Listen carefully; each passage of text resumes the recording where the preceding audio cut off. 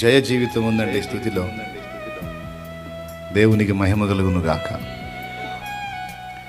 వాడు నిన్ను ఇబ్బంది పెట్టే కొద్దీ, సైతానుగాడు ఏడిపించే కొద్దీ స్థుతించు. నువ్వు వాడు అడ్రస్ లేకుండా పోతే అప్పుడు అడుగు. నిన్ను కదిలించుకుంటే కంపేనని వాడికి అర్థం కావాలా. ఏం కంపు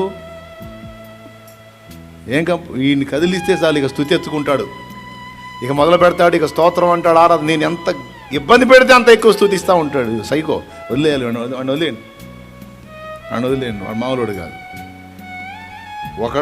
వాడిని ఒకరిని కదిలిస్తే చాలు 100 మందిని ప్రభావితం చేస్తాడు. నీ దెబ్బకు తడుచుకొని వదిలేయాలి నిన్నోడు, అంతే సైతానుగాడు. అట్లా తయారు కావాలా. మొండిది మామూలు మొండిది కాదు. కదిలిచ్చామంటే చాలు, ఇక పాటలు ఎత్తుకుంటుంది, స్తోత్రాలు ఎత్తుకుంటుంది, ఇక స్తుతిస్తుంటుంది, పాడతానే ఉంటుంది, ఇక ఆరాధిస్తానే ఉంటుంది, మధ్యలో ప్రార్థన చేస్తుంటుంది. Very danger. ఆ మనిషిని కదిలించొద్దు అని తడుచుకోవాలి సైతానుగాడు, అంతే.